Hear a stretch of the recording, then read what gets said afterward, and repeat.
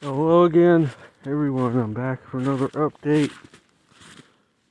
As you can see, the snows have returned. Last Monday, we received between 3 and 4 inches of snow. Received about another half inch last night. Still some snow showers moving through. As you can see, there's been a lot of deer activity in this spot.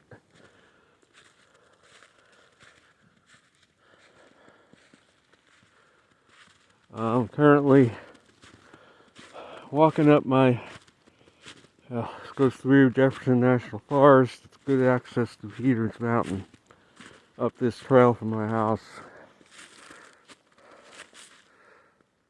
And again, there is some snow showers falling today in the area.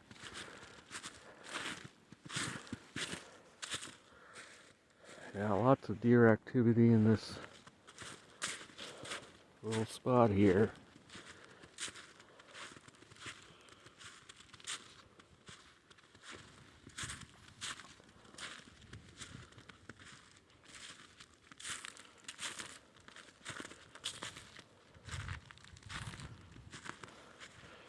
And it looks like they all pretty much went up in that direction. Another deer trail right here as well. A whole mess of them came through here, it looks like.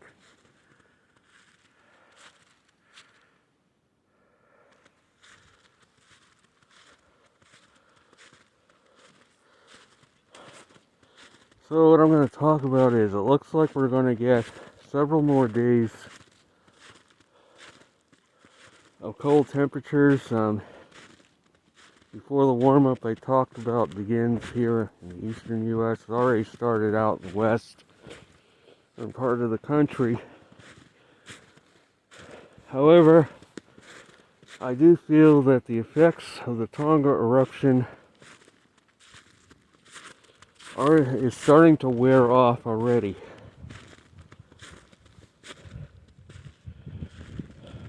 And I feel that was the primary reason last winter was so mild.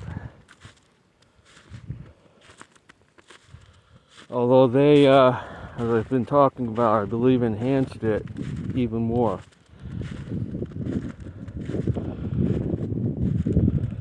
So if the effects of the Tonga eruption are wearing off, then that means the rest of the winter, it may get mild for a time, but the trend overall is going to be toward colder.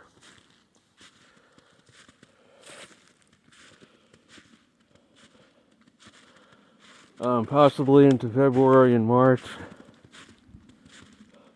All that water vapor, as I said, the Tonga eruption put into the upper atmosphere, did indeed have a warming effect on the planet. Because the water vapor holds in the heat. If it's up in the stratosphere, it holds the heat in, prevents it from escaping like it should to space as quickly as it normally would.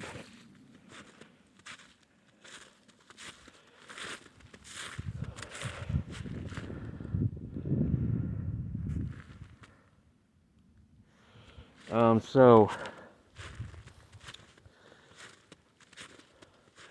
we've had that condition. The Tonga erupted back in January of 2022. So it's been 2 years now. Usually volcanic eruptions, the effects last 2 to 3 years. After 2 years it starts to wear down, wear out. Eventually that water vapor is going to work its way back out of the stratosphere, as evidenced by how long it took for the polar regions to cool down this year. All that water vapor has moved up, it seems, to those regions and is being condensed out as snow of the atmosphere But it appears that process is almost completed, as we had this Arctic outbreak and temperatures up. Polar regions are starting to cool down in many areas. Yeah, the effects of this eruption are starting to wear off. Meaning next winter should be considerably colder than this one, and the last two. Should be more snowfall. Because this works in concert with solar cycle 25, as I touched on in the last video. Both magnetic poles on the sun have flipped in 2023. The northern hemisphere early in the year, southern later, the fall flipped. Polarity, meaning solar max, has been reached for cycle 25. Now the question is, how long is the activity going to remain elevated? Is it going to drop back to minimum within a year or two? Are we going to have a secondary peak of sunspots next year?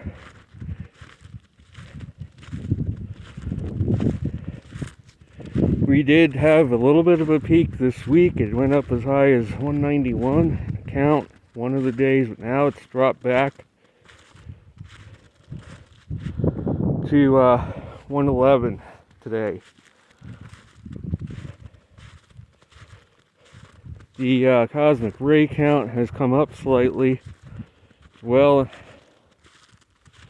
to I think it's minus 3.5 or in that range.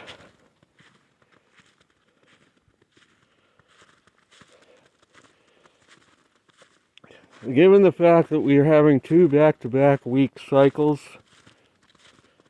compared to what we've seen in the 20th century, this indicates that the long-term trend is going to be cooling for the planet once the effects of Tonga completely wear off, especially.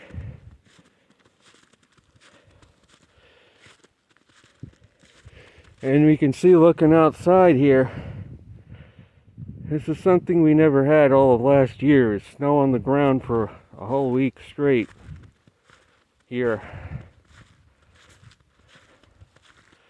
And here's a nice little spring that comes right out of the ground.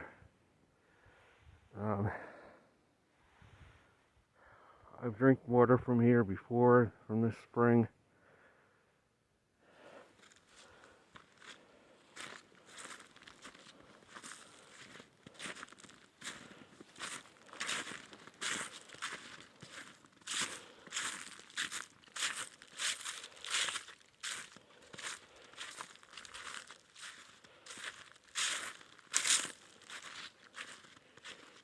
As I've said before, in the 20th century, mankind enjoyed a climate that was quite predictable, quite benign most of that century.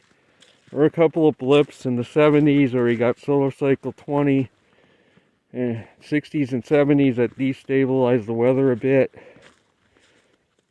Well, other than that, in the early part of the 20th century, we did have in the late 19th century, early 20th, we did have several cycles that were weaker than average in a row. And that brought some weather extremes back then. Some of the records still stand from that period.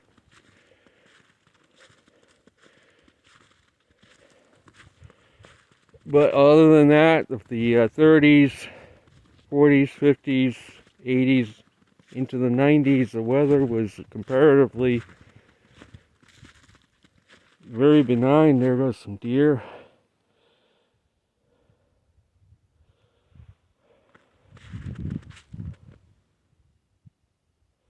Way off in the distance there, up the trail, 4 or 5 of them, still more crossing the trail up ahead. Very big flock or herd of them. It's like going from left to right, crossing the trail. Should come up to where I'm pretty sure they left the trail in the snow. But which is why they're getting away with this global warming argument, because they're blaming the extreme weather recently on global warming or climate change. They've changed the name. But people are not educated on climate. In most of the 20th century, we did see a very benign, comparatively benign weather pattern compared to what we've recently seen. The jet stream most of the time followed a zonal path, west to east. So there were few extremes with that kind of pattern.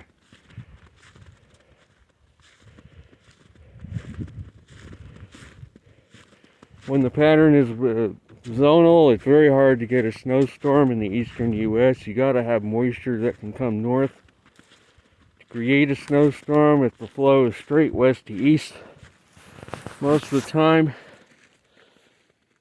then the wind's coming off the continent most of the time. The air is too dry. With a more meridional flow,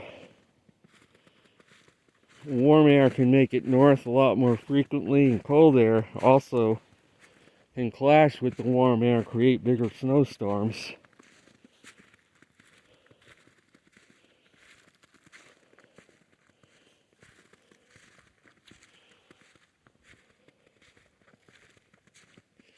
So is the rest of this winter going to stay warm?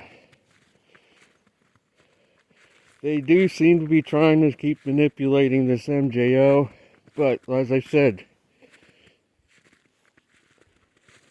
it's only going to work for so long, and then the heat budget's not going to make it very effective anymore after a couple of years.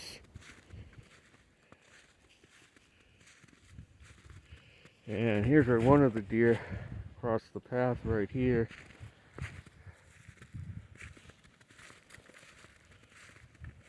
Looks like they all crossed right here.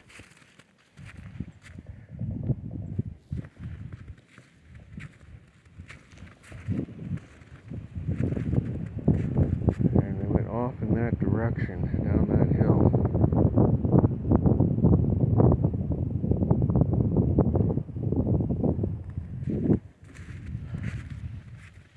Came down this bank.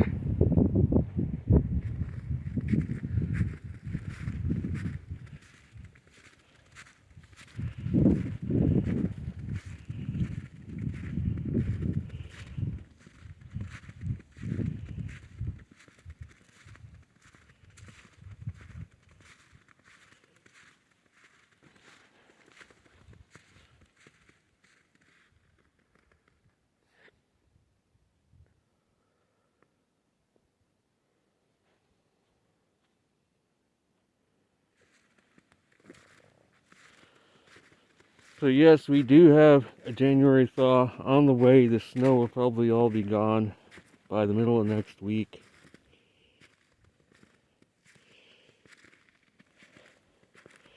But there's talk in weather circles of the pattern going back to wintry into February, possibly March. Right now, the MJO, kind of a conglomeration of different areas that are getting convection right now. They're kind of canceling one another out. We got a lot in the phase 2 zone. We got some in the 5 and 6 zone, more in the 5 and 6, which would favor a cold west to warm east pattern, which is going to be next week. The west is going to get colder and stormier next week. The east is going to get warm. So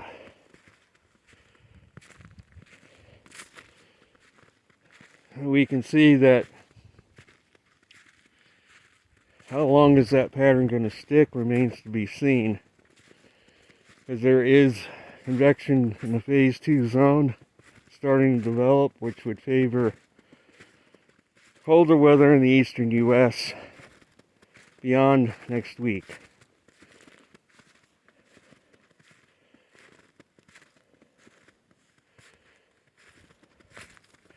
Or at least would tug the colder weather east.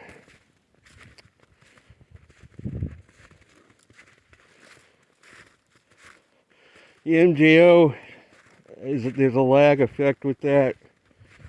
It's about a week. It takes about a week to 10 days for the pattern to modulate the jet stream into the position that will affect the weather here. There's a bit of a lag on that. So we could look at the MJO right now, see what it's doing, and probably can predict the overall temperature trends next week by looking at that, if you know what to look for.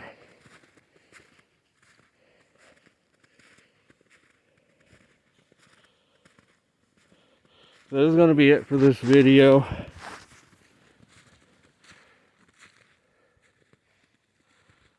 I will be back again soon. I did get the day off from work today because the place isn't getting any business due to the weather. People don't want to travel up into the mountains when it's snowing like this.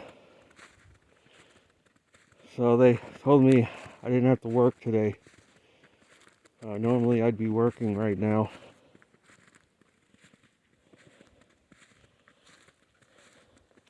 For a 3-hour shift.